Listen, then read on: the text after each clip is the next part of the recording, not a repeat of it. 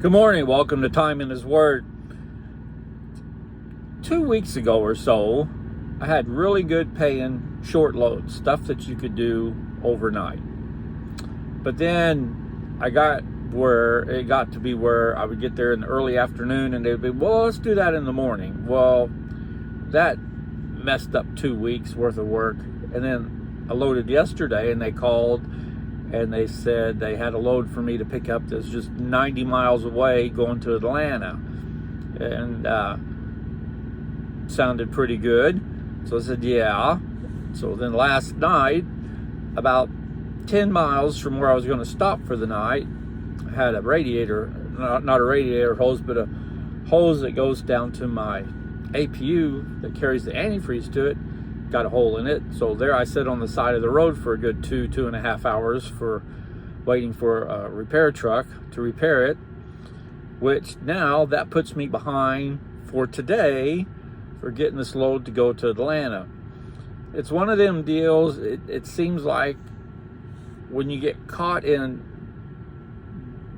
behind on time, it just snowballs and you can't get away from it. And so I'm scheduled to be home by the end of the week, and hopefully when I come back out, I'll start on a better foot. You know, kind of like drawing a line in the sand. And so while I've been focused on trying to get to where I need to be on time and watching time, and time's, you know, a big factor in my day, at the same time, we should try and not worry about time.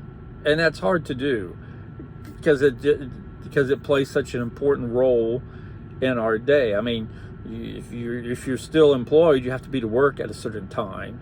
They tell you when to take break at a certain time. They tell you when to take lunch. They tell you when the day's over. And I've worked in places where it wasn't uncommon 30 minutes before quitting time, come up and say, hey, can you stay an hour or two over? We've got to get this project done. And so then you stay over, and then that messes your evening up. And so time plays a big factor in our day.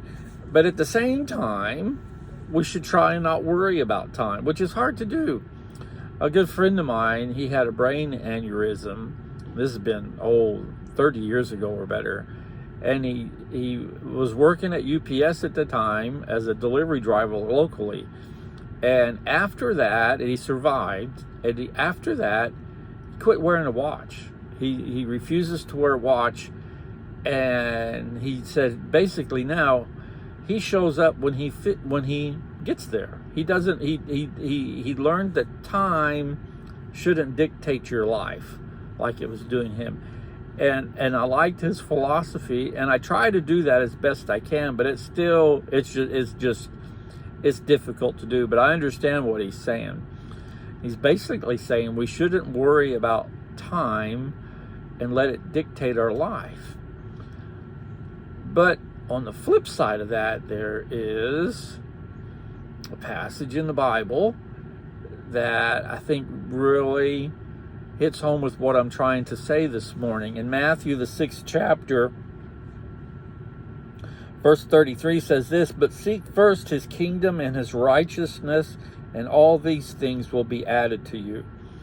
So while time prioritizes our day, what we're focused on should be the end game and not what we've got to do for the day.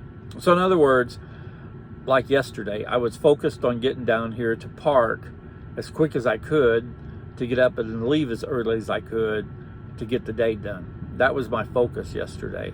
Well, that's blown out of the water, like I said. Now I'm just trying to get to where I need to be and hopefully not lose that load.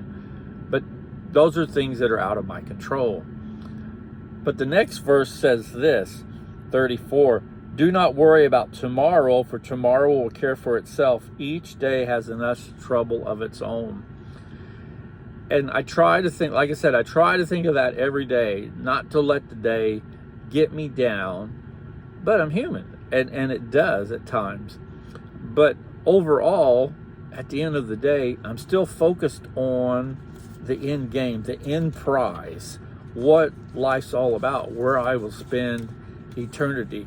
Now, just like today's messed up, and I might lose that load. But is it the end of the game? Is it the end of everything? No, it's in the end, it's just a load that, yeah, the money's good, and I need that to be profitable for running this truck. But if I don't get it, is it worth stressing over and making yourself sick? No. But again, because we're human, it's hard to not let that influence your day, and it's hard not to let that influence how you feel or how you act for the day, because we're human. But at the end, we should always try and remember that verse 34, so do not worry about tomorrow, for tomorrow will care for itself. Each day has its own trouble. And we know how true that is. So as best you can, and this includes myself, all my messages include myself, we should try as best we can not to worry about time and let it control us like it does, and keep our eyes focused on heaven, because that's the end result. That's where our end goal is to, when it's all said and done, to know without a shadow of a doubt that we're going to be in heaven. That's all that matters. So if you're letting the daily grind get at you and pull you down, best you can, shrug that off and don't worry about it, because each day has enough trouble of its own.